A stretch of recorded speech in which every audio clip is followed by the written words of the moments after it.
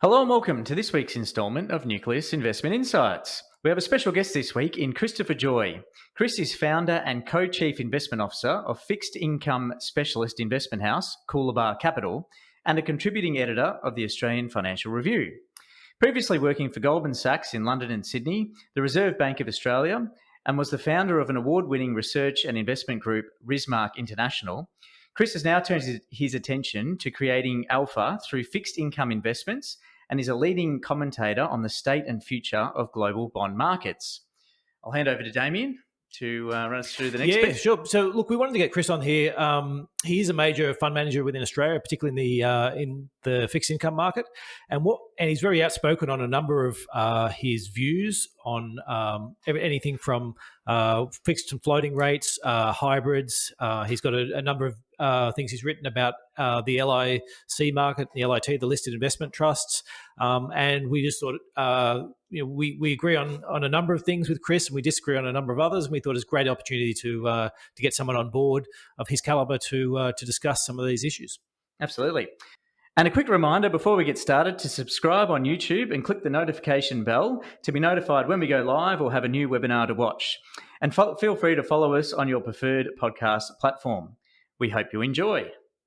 Today on the show, we have founder and co-chief investment officer of fixed income specialist Coolabah Capital and contributing editor of the Australian Financial Review, Christopher Joye. Welcome to Nucleus Investment Insights. Hey, guys. Now, Chris, just to get the ball rolling, if you wouldn't mind providing just a bit of a brief background on yourself and, of course, Coolabah Capital. Yeah, sure. Happy to do so. What is there to say? Probably not that much. We run about $4.5 billion in global fixed interest. We're an active credit manager. So I have a team of about 23 staff, 5 portfolio managers, 11 analysts. Most of our guys are technicians or quants. So I think we have 3 PhDs, a lot of engineers, an astrophysicist, and a bunch of other smart dudes. And we specialize in basically generating what we call is credit alpha. And that means we're basically trying to buy and sell bonds where we capture capital gains that augment the yield on the bond or the interest paid on the bond. And so in fixed income, anyone can get interest, and you can get more interest by taking more risk. We tend to focus on very high grade credit, typically AA rated bonds that are very liquid, that actually have very low interest rates. But we generate quite significant capital gains through our active trading process, and we are very active. So in January, for example, we bought and sold $2.2 billion worth of bonds globally on that $4.5 billion of FUM. Wow. And so what would your average turnover in a year be? I'm assuming that was a bit special, a bit of a special month, was it? So are you sort of aiming at 200 or 300% turnover? Yeah, that was an unusually active month, but I think as our team has grown. So when I started the business 8 years ago, there was 2 PMs and 2 part-time analysts. And as I mentioned, we're now 5 PMs and 11 analysts. We started with 2 quant models. We've now got more than 30 quant models. And we revalue every bond on earth every minute of the day. And we're looking for those cheap ones, much like a stock manager would or an equity guy would. We want to buy them cheap, get the capital gain as the price appreciates, and then move on. We generally don't take any interest rate risk or liquidity risk or much credit risk. The turnover ratio is an interesting one because as we've become bigger, we've become more active, and our hit rates have increased over time. So typically our turnover is around 150, 200% per annum, but we're really, really quite effective at minimizing our transaction costs. So there's something called RG97, which for insto managers like ourselves, our clients require us to quantify annually what is the bid offer cost we incur when we cross spreads and what is the brokerage we incur. So, as you guys know, if you're a very active manager, you can incur a lot of transaction costs. But on our core portfolios, our RG97 costs last year were about 10 basis points. So very, very, very small. I think our turnover ratio will increase, though. I think January is a bit of a harbinger of the future, and we're very focused on velocity. Which makes us very different, because your typical stylized bond manager, they're hold to maturity. The simple approach in fixed income, particularly in Australia, which is very unsophisticated, is I'm a hold to maturity guy. I'll have 200, 500, 1,000 bonds. They're not very focused on the actual credit risk, because how can you cover 500 different names or 500 different securities? And they because there's no real credit research process, they just diversify in order to compensate for that. They take that diversification to an extreme, and they're not looking for alpha or capital gains. Capital gains in fixed income is a bit of a it's not spoken about a great deal unless you're taking duration risk, which we don't do. And what they do is you will get the yield less the fees. So simple bond math is you'll get the portfolio weighted average yield less its fees. And if you want more yield, you take more liquidity risk, or you take more credit default risk, or you take more interest rate duration risk. And we minimize those, what we call betas, and we just focus on capital gains, or what we call mispricing alpha. And so are you shorting then as well within that? Yeah, we run both long-only portfolios and both long-short portfolios. But what we focus on, again, in fixed income, in Australia and I guess to a slightly less extent around the world, most fixed income managers focus on trying to punt interest rates and use a lot of derivatives, whereas we are focusing on buying and selling physical bonds. So corporate bonds, financial bonds. We actually don't hold much in the way of corporates, because they tend to be very, very expensive. We hold much more financials. And we don't punt interest rates. We do hedge interest rate risk, and we hedge currency risk. So we'll hedge a lot of risk. But what we won't do is try and second guess what the RBA is going to do, or the Fed, or the ECB, or the BOJ.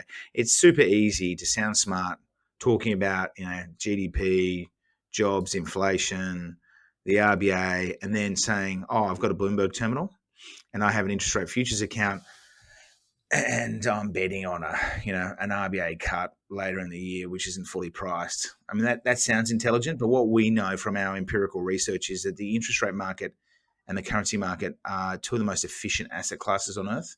And I don't know an interest rate trader that has consistently beaten the market or generated alpha over any long period of time. They all blow up. It tends to be very highly levered, and there's too much inside information. Those markets are very, very porous, and the Chinese and the Russians are hacking everyone, and they're trying to get asymmetric information. Yeah, and as you said, like most of these movements, though, as well, for the average person, if like we run, we run a lot of government bonds within our portfolios, but the net effect is, if interest rates, if you get a cut that wasn't expected, or a rate that rose that wasn't expected, you were talking about less than 1% movement in terms of a bond, the underlying. You need to get in and use leverage and use longs and shorts to actually really make, like, I guess that's what I'm saying is the risk gets taken when you're going long short, and when you're taking leverage, not as much when if you just own a bond within your portfolio. It's actually not very risky from that perspective. Would you say that? I probably wouldn't agree with that. To be totally frank, I would. There's a hell of a lot of risk in bond markets. So, like, we can just talk about there's many different markets in bond markets, but let's just sorry, I'm talking government bonds, I suppose. Yeah. So let's talk about government bonds to begin with. So the biggest risk in government bond markets is not well understood is duration risk, and I'll explain what I mean. I know you guys know that, but for people who don't know what duration is, I can explain that. So when you buy government bonds, it's like, oh wow, these are AAA rated. They're issued by the Aussie government. They're never going to default. That's generally fine as a proposition. So government bonds have extremely low default risk, right? Therefore, they have very little credit risk. However, your typical 5 or 10 year government bond has a fixed rate of interest rather than floating. And I know you guys wanted to talk about this. Absolutely. What that means is the best way to conceptualize that is like a home loan. So, or let's take a term deposit. So if you have a 5-year fixed term deposit and the RBA starts increasing rates, chances are you will lose out, as in you'll get much better 5-year TD rates than what you could get when you fixed it. So in 2008, you could get 5-year TD rates around 8%, I think. If you fixed it in 2008 and the RBA cut rates, you won because you locked in that interest rate at 8%. But if you fixed for a 5-year TD today, and let's just say the cash rate, which is 0.75, went to 3, then you get murdered on your TD. You don't have a loss, but your opportunity cost is a much lower rate of interest.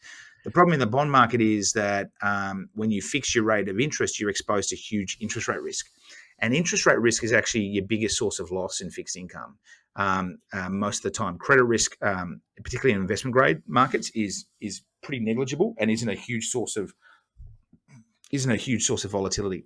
And this is really manifest by this analysis that we sometimes show people, where if you compare the volatility of the ASX hybrid market, hybrids major bank hybrids are rated BBB minus, right on the cusp of investment grade. And up until late last year, they were actually rated BB plus, which means they were high yield or sub-investment grade or junk, right? So, that's the riskier end of the fixed income spectrum. But the return volatility of the hybrid market over the last, say, 5 or 10 years has been about 2 to 3% per annum. And the return volatility on a portfolio of hybrids has actually been less than the return volatility on a portfolio of AAA rated Aussie government bonds. And when you tell people that government bonds have actually been riskier than hybrids in a probability of loss or return volatility sense, the eyebrows will raise. But that's because there's two completely different risks. Hybrids are floating rate, so there's zero interest rate risk, but you've got that credit risk, right? Effectively a bit of what we would call equity beta. With government bonds, you've got no credit risk, but you've got boatloads of interest rate risk. So one of the main benchmarks in Australia for bonds is something called the Composite Bond Index, and that's mainly made up of government bonds, about 80% government bonds. And that fell in value in December 1.64% in the month. Now, if you hold a AAA government bond portfolio and your bonds fall 1.64%, that's a pretty big fall. It was actually the biggest fall since September 1994. In January, it rose 2.33%. So you're down 1.6% in December, you're up 2.3% in January. That's a hell of a lot of volatility. And it's got nothing to do with the fact that there's any credit risk there. It's got everything to do with the fact that the whole world is oscillating very aggressively on its interest rate expectations. So we kind of went off on a digression there, but actually, I think that's a very interesting point, and I think it shows the difference between somebody who's trading it and somebody who's hold to maturity. Because if I turn to your average retail customer and say, okay, I've got a floating rate bond and maybe a portfolio of floating rate bonds, so the credit risk on that is very low, and I'm going to compare that to buying a long dated government bond. To me, the long-dated government bond, if you're holding these things to maturity, has got much lower risk. Yes, the price will be more volatile and will bounce around from month to month. But I know right now what you're going to get. Like, I know if I buy a 10-year government bond, you're going to get $2 a year and paid in $1 every 6 months, and at the end of it, you're getting $100. There's no credit risk. There's no cash flow risk. There's nothing to that. Like, if you're sitting with that in your portfolio and you're living off that interest, you know what you're getting. Whereas if I give you a hybrid with a floating rate, I'm saying, you buy it today, you're getting $100 at the end of the period in 10 years' time, but I don't know what your interest rate's going to be. It could be lower, it could be higher. It could go to zero or close to zero. As we've seen, around countries in the world. So I guess what I'm saying is you're absolutely right. There's more price risk in the fixed ones, but I would argue that's only because in the floating rates, you're taking interest rate risk. You're taking you've got income risk, but very low price risk. Whereas in the fixed ones, you've got price risk, but very low, but effectively no income risk. Yeah, that's exactly right. And I think this is a key point you've touched on, which really defines, I think, differences in investor clienteles. So, folks often make that comment that you made that, well, if I'm a hold to maturity bond investor, yes, I get some volatility along the way, but I always know if I'm in government bonds, I'll get paid at the end of the period. That sort of framework is particularly powerful for investors who don't have to market their portfolios. So, for example, banks, and in some banks and some types of investors, when they hold government bonds or other types of assets, they can treat them on a hold to maturity basis because they're not traded and they don't actually have to mark them to market. So it's perfect because when you don't mark them to market, you actually don't even see that volatility. The most extreme example of that is actually a term deposit or a bank deposit. Not many people realize that all bank deposits have risk. It's just not marked to market. So I own bonds issued by CBA, covered bonds, which actually in the capital structure of CBA are safer than CBA bank deposits, particularly if you're above the government guarantee of $250,000. So a lot of folks are above that government guarantee. Not everyone. Apologies if you're not. But if you're above that government guarantee and you're cash with CBA, you're taking pure CBA credit risk. And that's marked to market every second of the day by the global investment world. And we own AAA rated CBA covered bonds that actually are safer than those deposits, but they move around in value because the world's repricing CBA risk. With your cash, on the other hand, you treat it as a hold to maturity investment. We don't revalue it. There's no rhyme or reason for that. We just don't. We assume it's risk free. It's actually not risk free. But were you to mark that cash, you'd start to see that volatility. So coming back to government bonds, I think in the year to May 2018, a portfolio of AAA rated Aussie government bonds had a negative return. So if you don't care about your 12-month returns and you've got money in government bonds and you've got a minus, let's say 0.5% return, you've earned nothing because there was an increase in yields and you've got that price risk and you can ignore volatility and you don't need liquidity, so you're never going to redeem your money, then I agree with you, like 100% you hold to maturity and there's no risk. If, on the other hand, you might want to take your money out at some point in time and you are affected by sequencing risk and mark-to-market risk, then that volatility is actually real because you may not be able to wait another 5 years to get repaid at par. And it's just, I think that for me, the attraction to government bonds historically, and particularly since the GFC, has been the negative correlation with equities. So they've been a really good equity hedge in a lot of circumstances. Basically, when the world is going to hell in a handbasket, a lot of folks will jump into government bonds as a safe harbor. And there's been quite a strong negative correlation between bonds and equities in those circumstances where government bond prices have jumped up, yields have fallen, and you've got the benefit of that volatility on the upside. The problem with that argument is if you look at the last 100 years of data, and we've done that here in Australia, and Milliman's done the same thing, and Goldman Sachs has done in the US. The correlation between fixed rate government bonds and equities has actually been positive over the long term. And it really depends on whether you're in a disinflationary or deflationary period or an inflationary period. If you've had a deflationary shock like the GFC, basically people think interest rates are going down, therefore government bond prices go up and you make a mozza. So I run a long duration portfolio for super funds, and because that invests in assets that are similar to that composite bond index I mentioned before. And in the last 12 months before fees, that was up 11.5%. The index was up, the last 12 months before fees was up 13.2%. And the index was up, I think, 9.1%. Just as a rider here, this is not available to the public. It's not available to retail investors, and the fee terms are confidential. So we actually can't quote a net number. But knock 50 to 100 basis points off the return if you want to think about a net number. So that 13.2% was delivered on a portfolio where the yield was probably 2 to 3.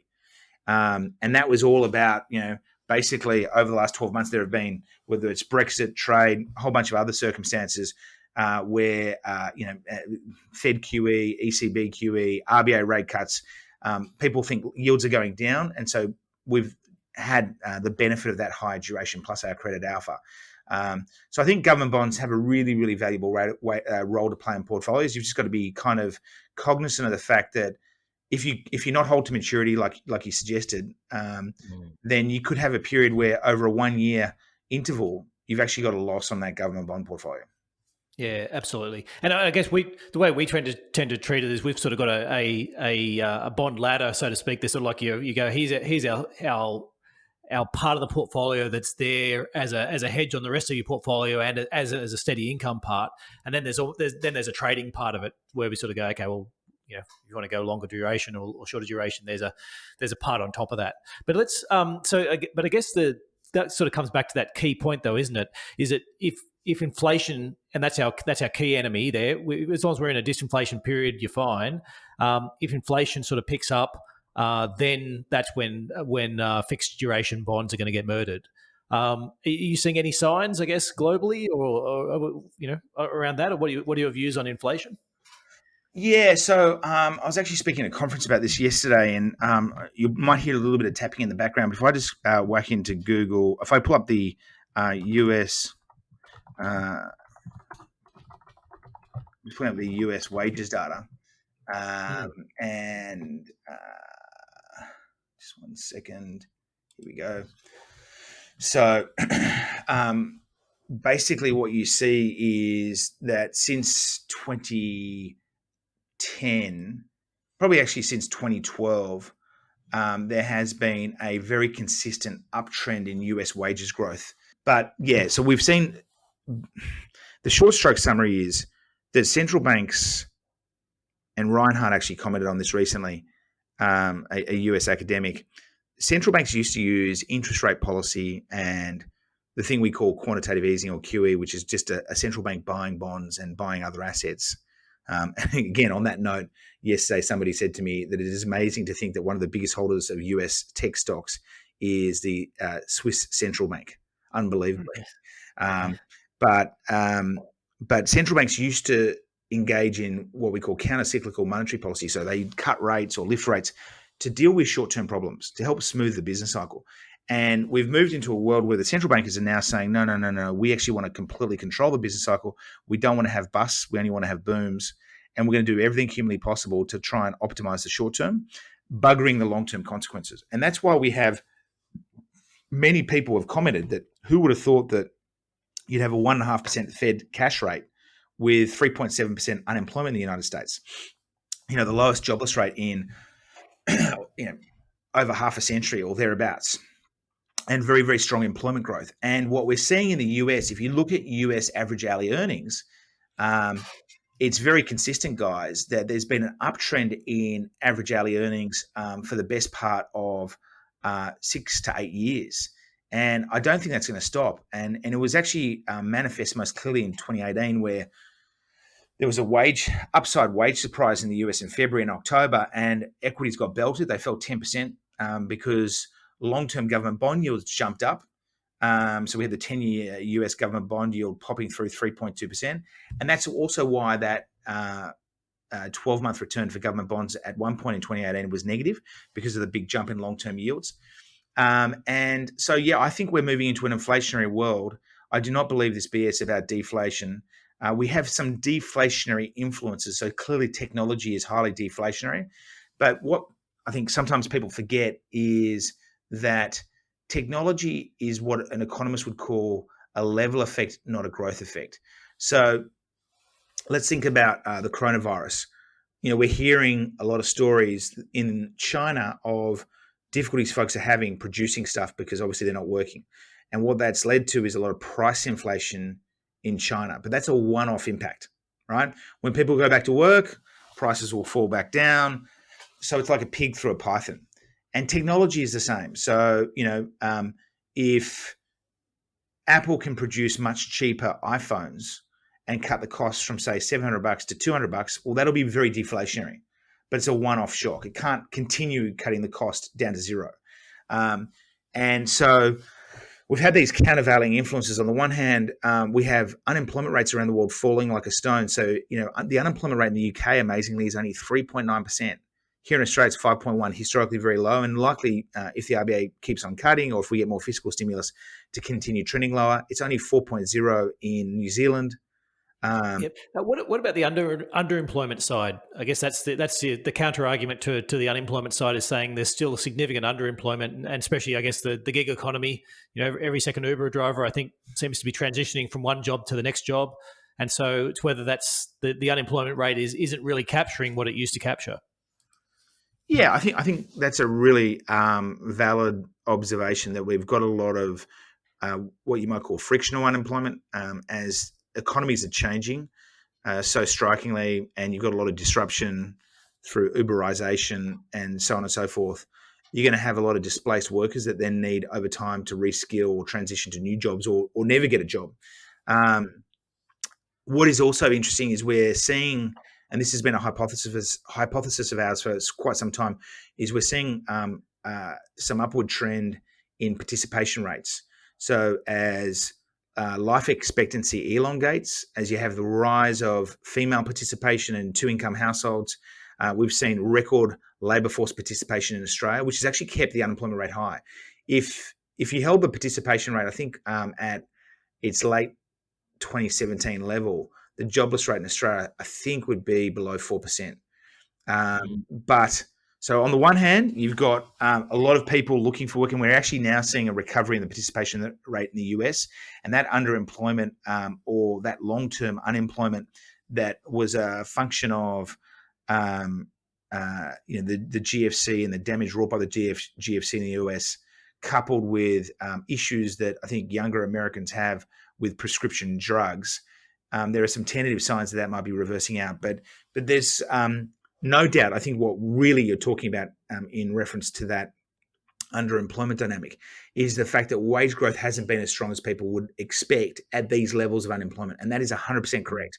So normally if you said the US unemployment rate is 3.7%, year on year, average hourly earnings are sitting around 3%. Pre-GFC, they peaked at 3.6%. But pre-GFC, the unemployment rate was higher. So you'd expect more wage growth in the US. What we're seeing is a trend increase really very clearly since circa, somewhere between 2010. It troughed in 2010 and it started clearly increasing in 2012 through to 2013. And it started increasing quite sharply in 2018. It sort of tapered off a little bit, potentially as a function of the trade war. And probably stimulus from tax cuts. Correct. But we're not seeing, economists call something, they refer to the NIRU, which is the non-accelerating, the non-accelerating inflation rate of unemployment. And they used to, and that is basically the level of the unemployment rate where you start to see wage pressures emerge. And the Treasury and the RBA used to think it was around 5%. They're now saying it's 4 to 4.5%. And I was with the RBA a couple of weeks ago, and they said, the Fed used to think the NIRU was around 4.5%. We've got circa 3.5% unemployment in the US and still no significant wage pressure. So I think the inflation story is a 3 to 10 year story. I think it's coming. And I think that if the central banks, so what the central banks have done by cutting interest rates to all-time lows and by buying assets like they've never before bought and expanding radically their balance sheets, what they're doing is they're disintermediating markets and they're creating huge asset price inflation. They're creating a lot of artificial economic growth. They're creating a lot of artificial jobs growth. That's why the jobs rates have fallen very, very dramatically. And they're closing up the slack in economies, and they're closing up what we call the output gap. And that means that eventually they will also manufacture inflation. When that time comes, I think it will pose profound portfolio construction problems for investors. And our view is you really need to have a portfolio that can weather a much higher inflationary world well. And I think you can do that through floating rate assets and through highly liquid assets.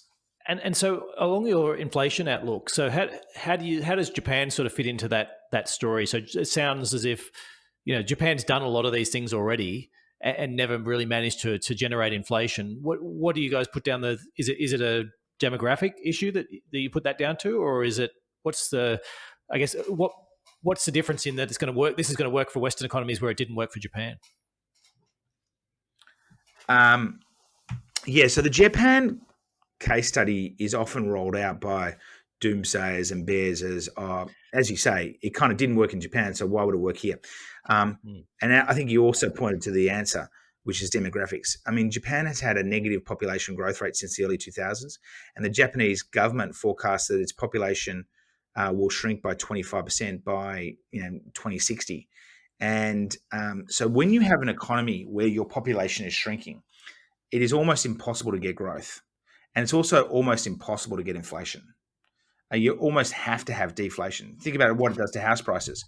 If you've got 100 million people and it's going to 80 million people, you can have 20 million less folks wanting to buy homes, and it's just massively deflationary. So the problem of Japan through the 1990s and 2000s has been this massive demographic drag on growth.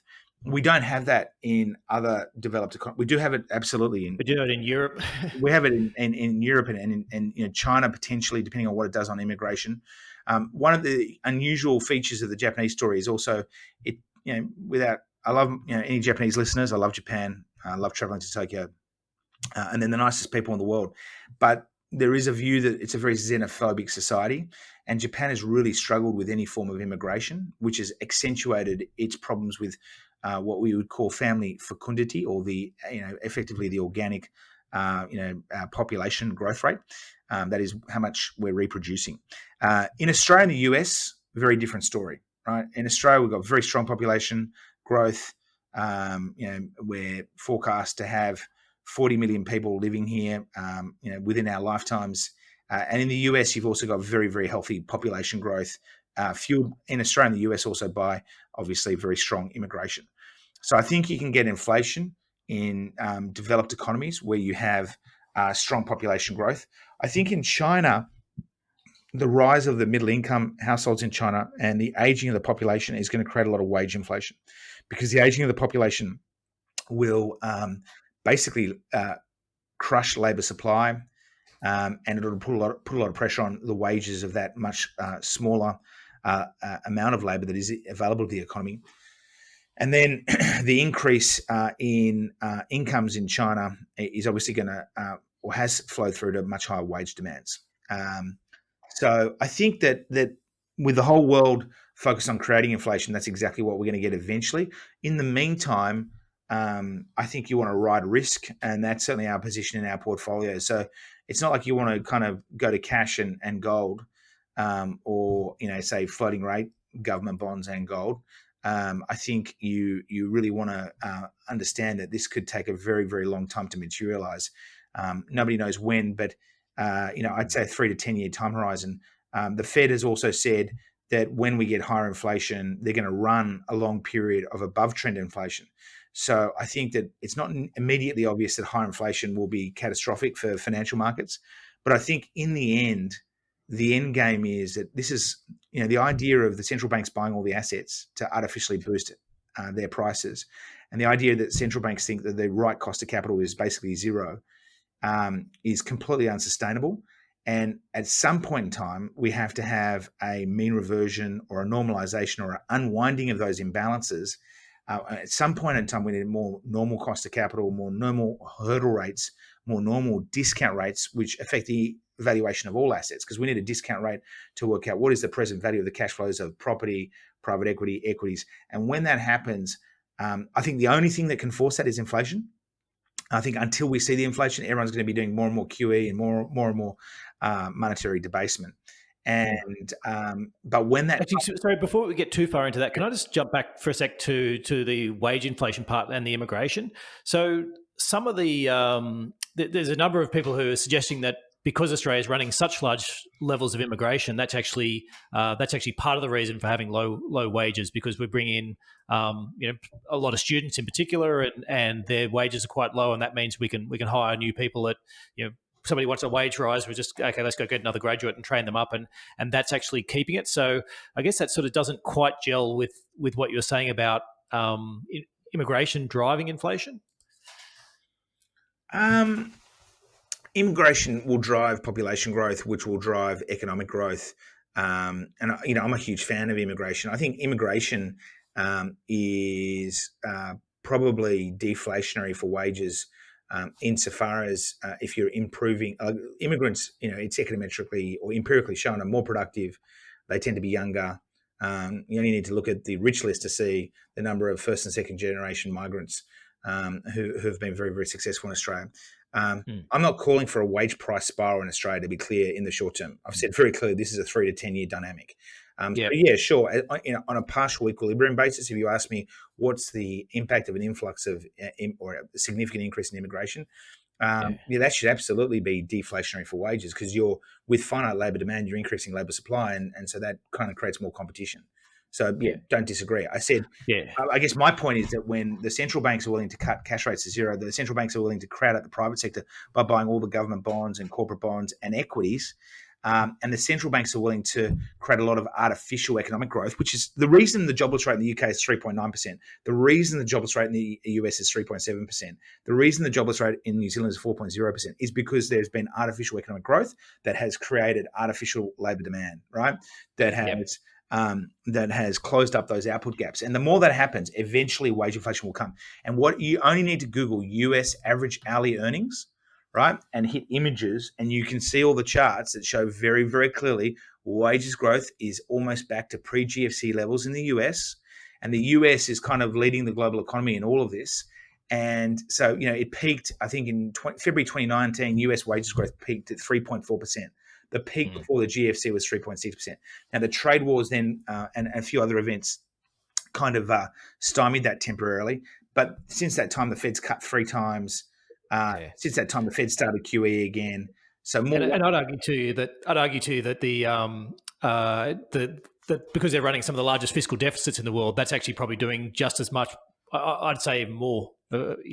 It's that part about if you can get governments running these big fiscal deficits to actually pump some more money in, that's what'll get demand in the economy. 100%. 100%. And it looks like the US will go again. I'd say, regardless of whether it's Trump or Sanders or whoever gets in, it looks like bigger deficits is there for the next 4 years as well. Chris, just a quick one, actually, just while we're talking about expanding government balance sheets and false economies in a sense, or potentially zombie sort of style economies. Does this sort of factor into the way you think about corporate debt? 100%. So we actually track real time we have our quantitative crosshairs zeroed in very precisely on the proportion of zombies that exist on the ASX. And while we can't nuke those bastards, we definitely want to avoid them like the plague. Right? You don't want to be eaten up by those zombies.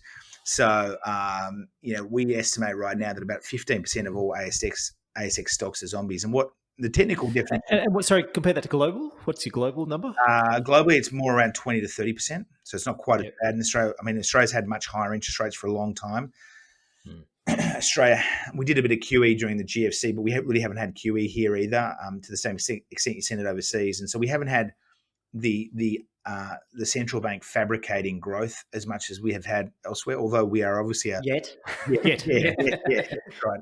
We're a small open economy, and that's we're a pimple on the arse of the global elephant. So coming back to the zombies and corporate debt, the Bank for International Settlements defines a zombie as a company that's paying 100% or more of its earnings before interest and tax to service the interest on its debt. And what that means is that if there was an increase in the interest on that debt, then they wouldn't be able to service it, all things being equal, and they'd be trading insolvent. And so about 15% of ASX stocks classify or fall into that camp, 20 to 30% overseas, and it's rising very clearly. If I click on my quant lab right now, which I'll do, and I'll just bring up our latest zombie. So what proportion of the ASX do you think the bulk of this zombie debt sits, or is it sort of fairly evenly spread? Listen, we're not equity investors, and there's a lot of companies that fall into this cohort. I wouldn't want to. We have obviously all the individual entities. We haven't looked for any industry level concentrations because we're not really interested in that. But just to give you a sense, like our estimate of the number of ASX zombies was below 10% in 2010, and it's now over 15% and rising pretty rapidly. And so that was actually sort of leading into a question I was going to ask about. Before you go, you wanted me to talk about corporate debt, so I just didn't finish that off. So what that means is, firstly, it gives one pause, and if your fixed income fund manager isn't doing real-time quant analysis on the proliferation of the zombie corporate hordes, then I guess you should revisit your decisions. But the other thing that's really worrying about corporate bonds is when you look at credit spreads on corporate bonds today, they are actually inside or lower than what you were earning at the height of the bubble immediately before the global financial crisis. So I've actually got a chart and a table I'm looking at right now, and we obviously track this information real time as well because we're probably the most active trader of Aussie bonds, certainly in Australia, if not in the world. And on triple B corporate bonds, so investment grade, in the US, you're being paid 129 over cash today in basis points terms. So that's 1.29% over cash. In 2007, you're earning 1.62% over cash. So spreads on triple B bonds are actually lower than what you got in 07. If you look at double A bonds, today you're being paid 54 over cash. In 2007, you were paid 72 over cash. A-rated bonds, you're earning 77 over cash. Today, back in 07, 95 over cash. The worst, or one of the most worrying developments is in the high yield market. And these are bonds that are rated less than triple B, so double BB, triple C, and the riskiest bonds with the highest default risks. And what we see there is in the US high yield market, which a lot of Australian retail investors are diving into right now, because there are a lot of global managers coming to Australia offering global high yield. High yield bond spreads in the US right now are 189 over cash, whereas in 07 you're getting 220 over cash. What's worrying is that US corporate debt today is higher than it was in 07. So you're getting less compensation for credit risk with more risk. And obviously you've also got overlaid on top of this, the rise of the zombie companies. We're seeing a surge in subprime corporate lending in the so-called leveraged loan market. These are basically companies that can't get debt from banks or the investment grade market. We're seeing a surge in what is known as covenant light lending. So it's basically like lending to businesses on terms that are increasingly favorable, much like we saw the relaxation in credit standards in the residential mortgage market prior to the GFC.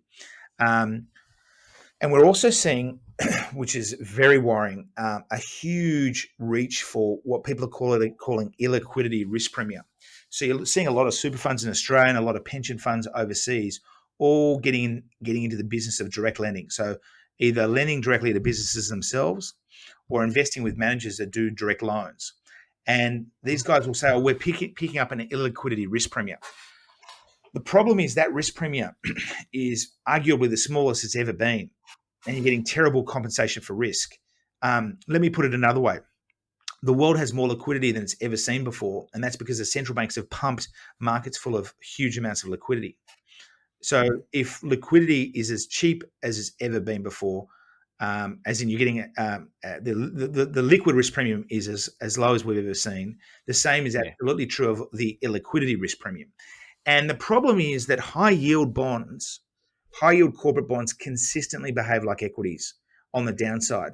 So we've run analysis looking at the biggest or one of the main global high yield bond indexes. And I'm just going to pull up the table. And we look at the performance of the global high yield bond market since 2007. And we compare it to the Aussie share market. And I'll just read you out the numbers. So if you invested in global high yield, like many retail punters are being encouraged to do right now, at arguably the worst possible time with the lowest spreads and the least compensation for illiquidity, the return on global high yield was actually the same since 2007 as Aussie shares, 5.8%, 5.8. The annual return volatility was very similar. So global high yield had 11% return volatility, Aussie shares 13.5. The worst month recorded since 07 was minus 18% in global high yield versus minus 14% in Aussie shares. The worst peak to trough loss in global high yield was minus 42% versus minus 48% in Aussie shares. So the bottom line is high yield is equity risk in our view without much equity liquidity. So I am very, very nervous about reaching for yield by going into a liquid high yield corporate bonds. Absolutely. And I'm very much on the thing, and I bang on quite often about the people who talk about I've got a balanced portfolio, I've got a bunch of bank shares, I've got some bank hybrids, I've got some deposits at the same banks, and I've got a housing market that's all loaned from the same banks. And you sort of like, you don't really have hybrids in particular, but that corporate debt market is not a diversifier of your equity portfolio. 100% with you there. Yeah, and you guys may not specialize in this. Obviously, we do very much specialize in these markets. But one thing that's interesting about that statement is it's not widely understood, even amongst our insto investors. People often talk about credit spreads and credit, or corporate bonds. So credit is corporate bonds. That's the kind of terminology. And the global corporate bond market is actually two very different markets. One is one part of the market, roughly 55% of global credit, is financial bonds issued by banks, non-banks, and insurers. The other 45% of the market is corporate bonds. When you look at credit spreads, and if you see Mercer or any of these organizations do some research on credit spreads, most of the time they're using data that relate to non-financial corporate bonds. And the data says what I just described. Oh my God, this this sector looks heinously expensive. Because you've got more leverage than the GFC with lower spreads than you got before the GFC. Obviously, if you bought really cheap corporate bonds in 2009 when spreads were at all-time highs, that was a great trade, but it's a terrible trade today. The same is absolutely... And as you said, you could have bought equities at that same time and made a similar return anyway. So made a similar return and had much better liquidity, right? Yeah. Arguably, than high yield. Probably not high grade corporate, but certainly than high yield. What people don't understand is that the analysis as it pertains to financial bonds issued by banks, non-banks, or insurers is completely different. It's actually the opposite story. So if I go back to that chart I was talking about, I'm just going to bring it up, and we look at the credit spreads today that you earn on bank bonds versus what you got in 07. If I take CBA, in 2007, for a senior AA rated bond from CBA, you're earning a spread of 9 basis points or 0.09% above the bank bill rate or the cash rate. Today, you're earning about 75 over or 0.75% over. On bank sub debt, back in 2007, you were earning a spread of 35 basis points over cash. Today, you're earning about 170 over cash. And sorry, is how much of that though was extreme mispricing in 2007 versus? But the same mispricing applied to all corporate bonds and financial bonds. So, and equities like housing equities. I mean, we're all those asset classes were subject to the same dynamic. But I think the key point to understand is, so on hybrids, for example, bank hybrids, you're earning 125 over, whereas today you're earning about 292 over. So actually financial credit, whether it's senior bonds, subordinated bonds, or hybrid bonds, financial credit, and this is generally true around the world, looks actually incredibly cheap. So in senior bonds, which is our biggest portfolio position, you're earning on bank paper 8.3 times what you earned in 07. Now, when then you turn to bank business models, whilst corporates have increased leverage since 07 and they have more leverage today than they did in 07, the opposite has happened with the banks. So CBA's equity ratio in 2007 was 4.7%. Today, CBA's equity ratio is 12.2%. So we've seen a huge, and I've been a big advocate of this for a decade, but we saw, and David Llewellyn-Smith and Macro Business have also, I think, been on this trade, but we've seen a massive reduction in bank leverage around the world, and particularly in Australia, and you've seen a massive reduction in the risk in bank business models, and that's been terrible for bank shareholders. So back in 2015, I wrote in the AFR that I expected bank return on equity, so ROE, to fall from 18 to 19% to their cost of equity around 11%, because I was projecting a huge deleveraging of their balance sheets, which would crush their ROEs. Bad for equity. That's actually really good for bondholders, and it's positive for bondholders. And I also predicted back in the AFR in 2015 that the banks would go from 2 to 3 times book value to 1 to 2 times book value because of the compression in ROE towards their cost of equity around 11%. Today, that's exactly where we've landed. ROEs are around 10 to 12%. They're trading at 1 to 2 times book value. It's not been great for shareholders, but it's been really, really good for bank creditors. You mentioned hybrid spreads, and I agree with your point on concentration risk, which I'll come to in a second.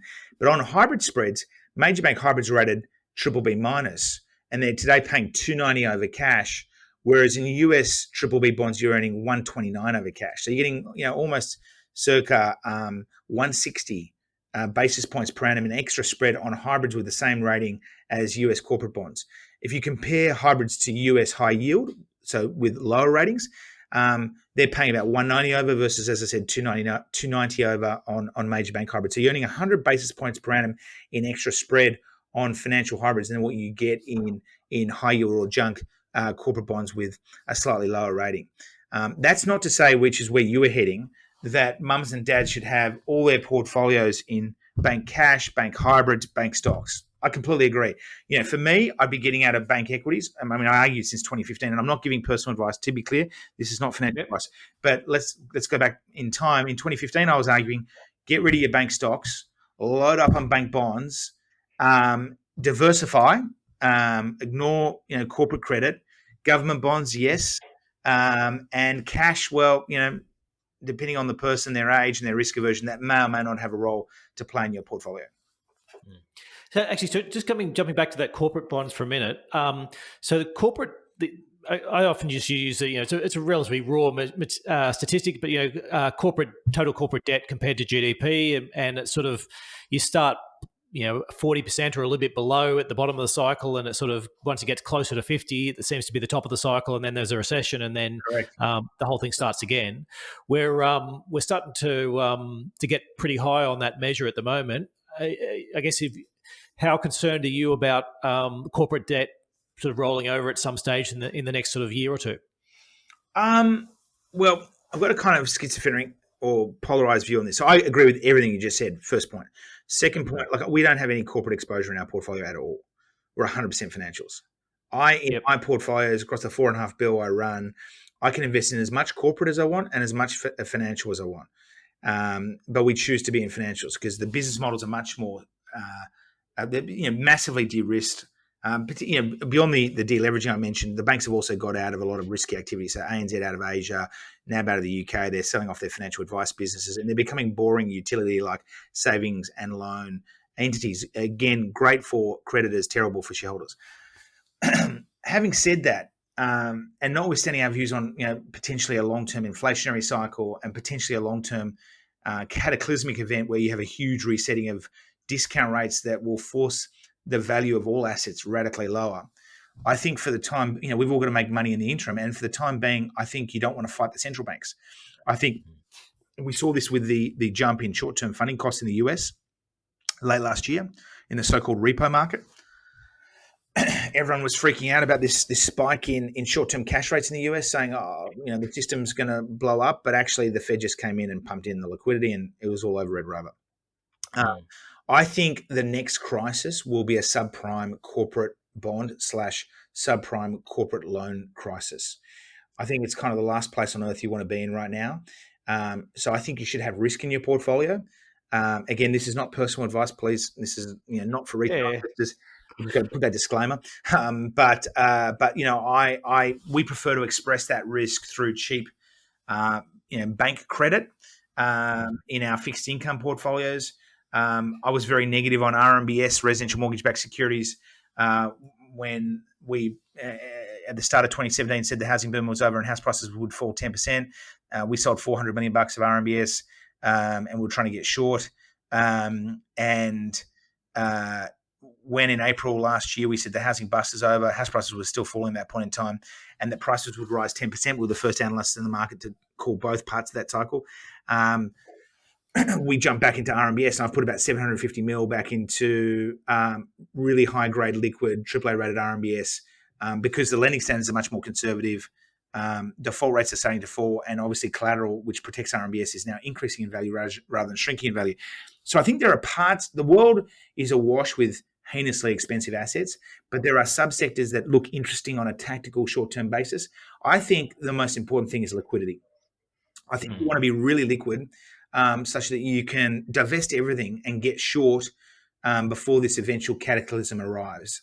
So in my portfolios, I either want to go 100% cash and hedge out any credit risk, or I want to get 200% net short if I can in different products just before this inflation-induced resetting of long-term discount rates, which, as I said, could be 3 to 10 years away.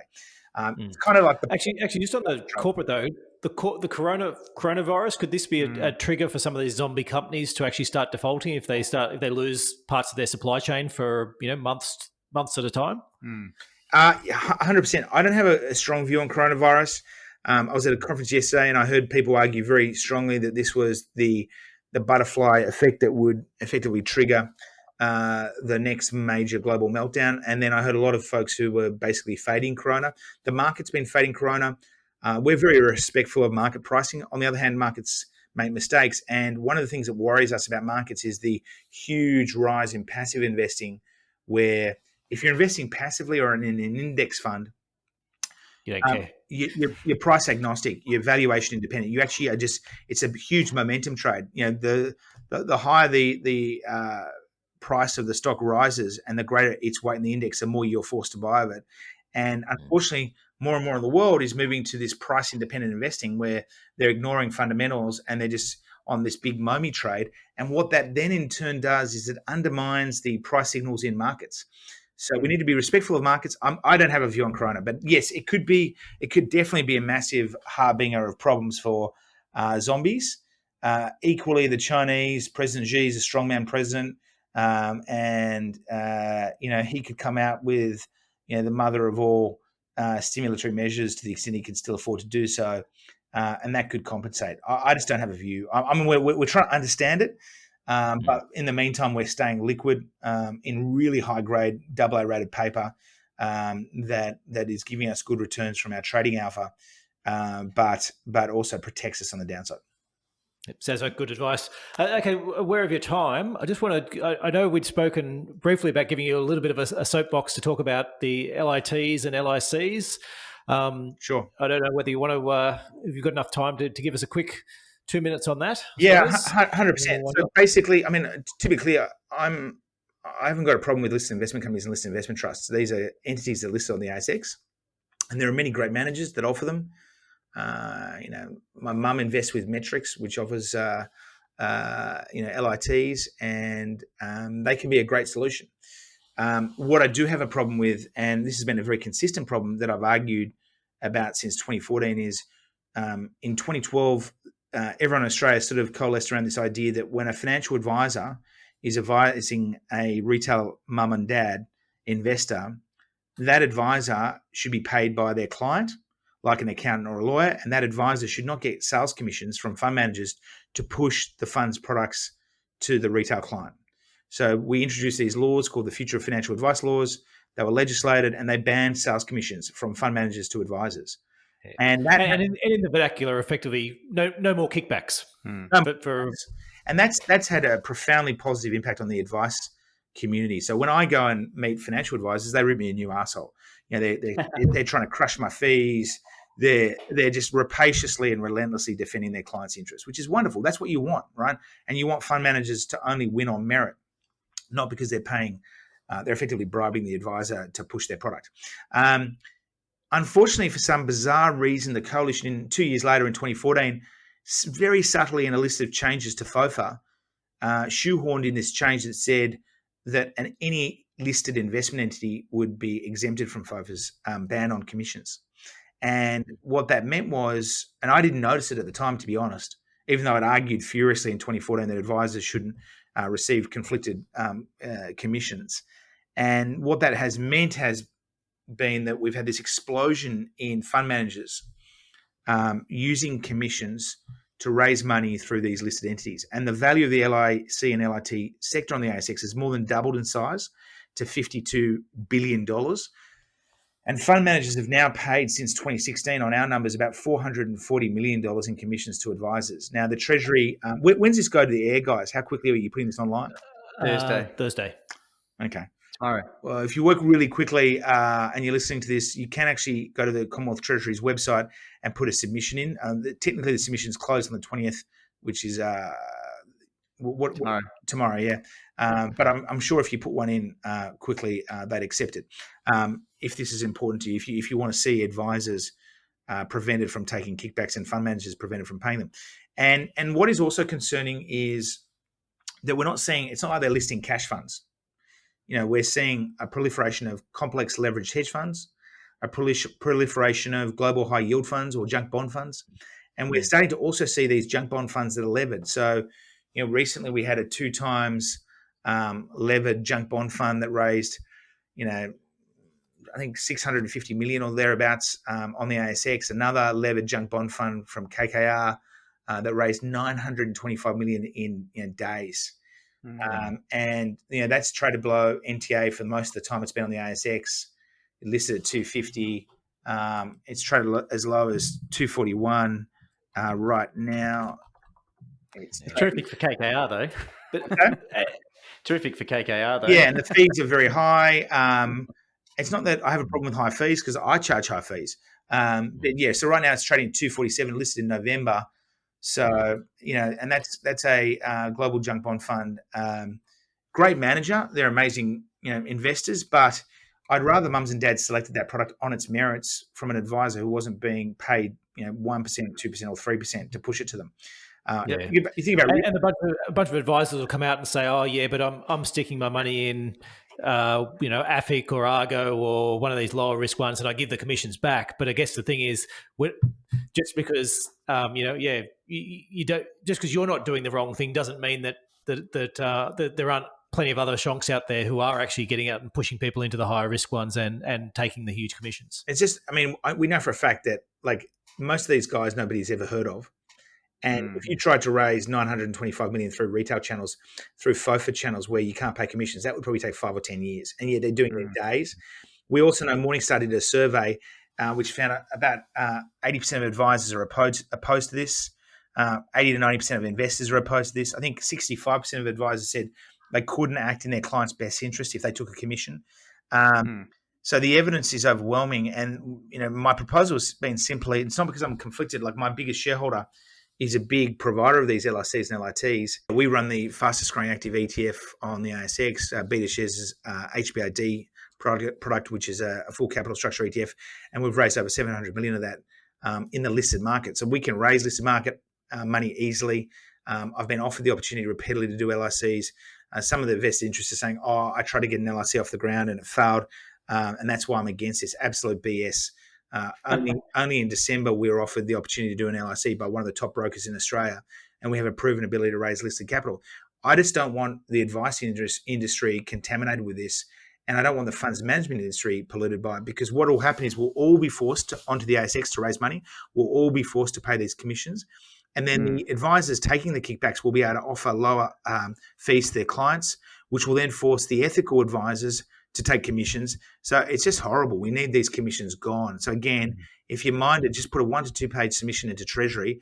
You can do that on the Treasury's website. Just look for the words, just Google stamping fee exemption Treasury. We'll put it in the show notes for you. Show notes. But the other point for me is that I agree that listed investment companies have got, there's a few different ways. You can put things through an exchange traded fund. You can put things through a listed investment company. You can put things through separately managed accounts or unit trusts.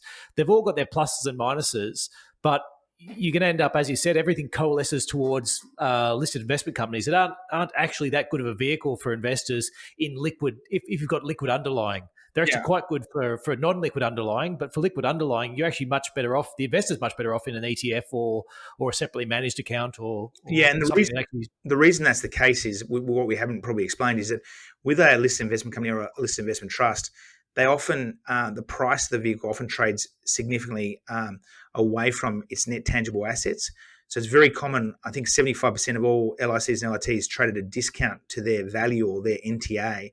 And the typical discount is 7 to 9%. What that means is if you buy it $100, you may only get $92 for it in the secondary market. And we've seen that consistently. Even last year with some of the big LITs that I've listed, they're trading at circa 10% below NTA. I think, having said that, if you can pick them up cheap, so if you can buy something at 80 cents in the dollar, and you think it's going to go back to $1, that's an opportunity. So I think LICs and LITs have a role to play for really sophisticated investors. On the illiquid asset point, the only comment I'd make is the problem with illiquid assets is when they're illiquid, they're hard to value. You don't actually know what the price is because they're not trading. And the history of illiquid LICs and LITs has been that they've ended up blowing up. So we saw this with Dixon's US Residential Masters Fund. That's an LIT. It holds US residential properties, and it's traded a massive 50% plus discount to its value or NTA because nobody knows what the assets are worth. We also saw prior to the GFC a lot of high-yielding debt LICs and LITs, Orco Max, Adelaide Yield Trust. I think there was something from Hastings, and they all blew up because they invested in high-yield bonds that weren't valued properly. And then when they were valued properly, there was a massive markdown on the NTA and investors lost trust. So the value of a liquid LIC, LLT, or an LIC or LLT investing in shares is at least you know what the NTA is because you can see the shares trading on this exchange. When you're investing in global high-yield bonds, nobody knows what those things are actually worth. So the manager might say NTA is X, but NTA could be a lot less than X. Do you want to just give a recap to our listeners of the best ways to follow your work, Chris? For sure. So we run something called the Complexity Premier podcast. It's available on iTunes and Podbean. So that's Complexity Premier. You can get me on Twitter at CJOYE. Our corporate website is coolabahcapital.com. That's COOLABAH capital.com. And I'm obviously I post quite a lot to LinkedIn. But hey, guys, I love your work, love the podcast. I'm a regular listener, and I want to really thank you for the opportunity to engage because we learn a lot listening from you as well. Fantastic. Thanks, Chris. Look forward to getting you on again soon, mate. We'll talk soon. See you guys. So, Damien, a terrific 55-odd minutes there spent with a wealth of information in the global bond market and trends in Chris Joye. What are your thoughts? Yeah, look, I must admit, I'm probably in more agreement with some of Chris's thoughts than I thought I would be going into it. I think there's certainly let me go through the things I think that we're on the same page on. Mm-hmm. I think certainly staying liquid at the moment is very important. As he said, we're reaching this end of the cycle. Corporates exposed. We're looking for what's going to cause the end of this current cycle, and so staying liquid is very important. Making sure you can see the exit door. Exactly. Corporate bonds, I think there's sort of his thoughts in terms of that is sort of very much mirrors my own thinking. Is you are pretty much getting a similar exposure to equities at this point in the cycle. You just don't need that exposure, Mm-hmm. and so and not just for the liquidity reasons, but the liquidity reasons is a pretty big one in that if something changes, you can get out of your equities pretty quickly. Mm-hmm. Your corporate bonds, you can often be locked up or just not be able to trade them. Mm-hmm. So I think probably the main point for our investors that I think is different to what Chris is saying is around this whole fixed versus floating issue. And the main thing there is that if you go with floating rate bonds within your portfolio, that they are beneficial for giving you returns in terms of your income. Very low returns at the moment, but you can you're only getting very low returns everywhere. But I guess what my main contention is, if you're holding bonds in your portfolio across a broader diversified asset allocation because you're worried that there might be a big event, say a coronavirus explodes and gets out to the rest of the world, or you do have a big corporate bond default in a quick period of time, and so inflation isn't a worry. You want something in your portfolio that's going to lift. Mm-hmm. At that point in time, the floating rate bonds are not going to do that, or the movement is going to be very, very small, right, in terms of your corporate one, because it all comes through in the income. Yep. Whereas your fixed rate bonds are the ones that are going to increase. So I guess I very much look at the portfolio of bonds that we run, and we run sort of a strategic version, which is saying, okay, that needs to be in the portfolio as insurance for if these bad events happen. Yep. And then outside that, now I'm happier to, when I'm going in and out of bonds, I'm much happier to say, do I want floating rate, or do I want inflation adjusted bonds, or do we want to get fixed bonds, and how long of a duration? That part, I'm with Chris on terms of that. That's the alpha component, essentially, of the bond portfolio. Exactly. Yep. Whereas I think there is for most retail investors and most people investing in their own name, you need this strategic part of your bond portfolio that's going to protect you in those cases. And as Chris said, it's not going to always protect you, but I think the types of events we're certainly looking at the moment, an end of cycle event, and whether it be corporate bonds, coronavirus, pick your disaster, shock, is that you do want that side of it. The other thing comes back to this inflation, and I think Chris is right. 3 to 10 years, look, who knows? I think that's as good a guess as any, and I think that's probably not dissimilar to our view in terms of saying inflation is your biggest enemy that you need to watch for. I just don't think it's the enemy for the next 3 years. And there is probably this end of cycle shock before we get there. And my personal view is you're going to need to really see some big fiscal stimulus. You are seeing a bit of that in the US, which is why, as Chris was saying, that's where you're seeing the wage growth. Yep. We're not really seeing that elsewhere, and certainly not in Australia. We're not seeing that. And so, I think we'll probably we probably could have spent a lot more time there debating about the benefits of wage growth and whether it's immigrants or where it's coming from and technology. Yep. But I think it's certainly safe to say I don't think anyone's got nobody knows for sure what the right answer is, but we know that government spending is one thing that's going to drive that, and the next that whether we're talking about countries headed down the Japan path or whether they're managing to avoid it, if you're only using monetary policy, is a bit more up for debate. I guess what I'm sorry. Let me rephrase that. I think if monetary policy is the only tool that's being used, I think all countries are headed down the Japan path, regardless of demographics. Sure. Whereas I think if you start seeing some big fiscal spends, that's when you will see inflation. Yep. And so we're waiting until we actually start seeing the big fiscal spends before we start worrying about inflation as our next concern. Or a deficit-friendly federal government. That's right. Very good. All right, on that note. Well, that's it for now, and thanks for watching. If you like what you heard today and you'd like to hear more, head over to nucleuswealth.com/subscribe. Give us your email address, and in return, we'll send you a weekly email with new webinar topics, links for our podcasts, and other news from Nucleus Wealth. I certainly hope you've got something out of today, as I have, and we'll look forward to catching you at the next one. Cheers.